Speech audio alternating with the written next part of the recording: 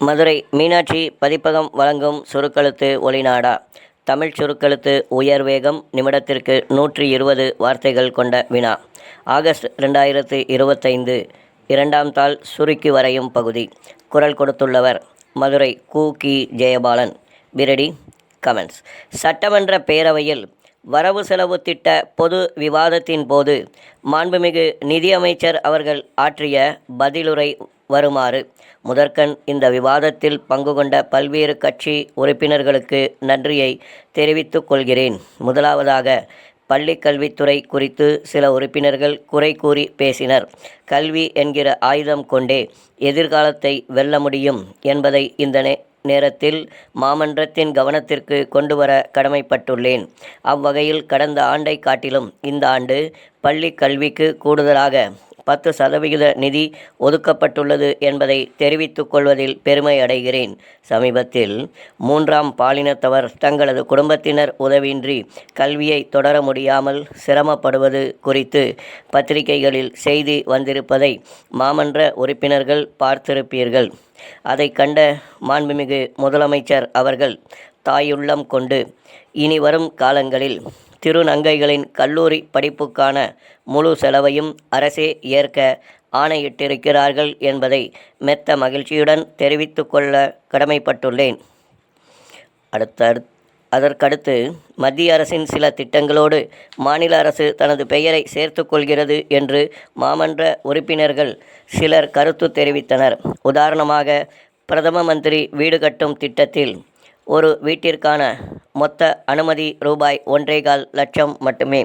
இதில் பெரும் பகுதியை மத்திய அரசு வழங்குவதாக உறுப்பினர் சுட்டிக்காட்டினார்.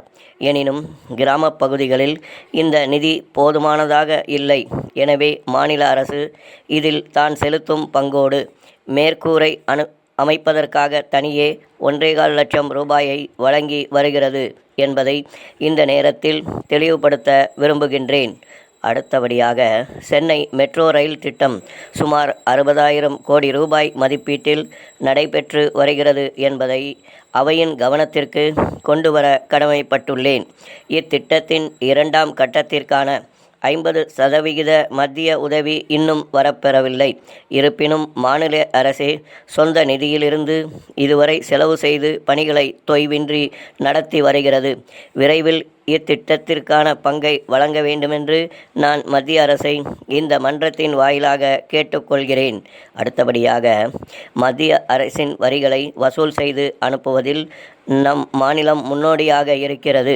எனினும் வளர்ந்த மாநிலம் என்று காரணம் காட்டி சுமார் 4% மட்டுமே நமக்கு திரும்ப வழங்கப்படுகிறது. எனினும் அதிக மக்கள் தொகை கொண்ட சில மாநிலங்களுக்கு அதிகமான நிதி பகிர்வு வழங்கப்படுகிறது. ஆகவே சிறப்பு திட்டங்களின் மூலம் மக்கள் தொகையை குறைந்த நமக்கு குறைந்தபட்சம் 7% அளவிற்காவது நிதி பகிர்வு அளிக்க வேண்டும் என்று மத்திய நிதிக்குழுவை கேட்டுக்கொள்கிறேன். அடுத்து, மின் உற்பத்தி மற்றும் பகிர்மானத்தில் பல்வேறு புதிய மேலாண்மை மற்றும் சீரமைப்பு நடவடிக்கைகளை நாம் மேற்கொண்டுள்ளோம். எனவே மின்சார உற்பத்திக்கென தனியே ஒரு மின் உற்பத்தி கழகம் அமைப்பதன் மூலம் சுமார் 7,000 கோடி ரூபாய் அளவுக்கு கூடுதல் கடனை பெற்று புதிய திட்டங்களை மேற்கொள்ள முடியும் என்பதை சுட்டிக்காட்ட கடமைப்பட்டுள்ளேன்.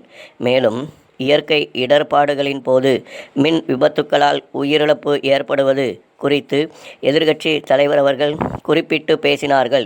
மின்சாரம் தாக்கி இறந்தவர்களுக்கான இழப்பீட்டை ரூபாய் 10 லட்சமாக உயர்த்தி மாண்புமிகு முதலமைச்சர் ஆணையிட்டுள்ளார்கள் என்பதை தெரிவித்துக் கொள்கிறேன். ஆதி திராவிடர் நலம் குறித்த அறிவிப்பு ஒன்றை மாமன்றத்தில் வெளியிட ஆசைப்படுகிறேன். ஆதி திராவிட கல்வி நிலையங்களுக்கான கட்டட பராமரிப்புக்கு 100 கோடி ரூபாய் ஒதுக்கப்பட்டுள்ளதை நினைவு கூற கடமைப்பட்டுள்ளேன். இறுதியாக, இந்த அளவு பேச அனுமதித்த மாண்புமிகு பேரவைத் தலைவர் அவர்களுக்கு நன்றி கூறி எனது உரையை நிறைவு செய்கின்றேன். ஸ்டாப்.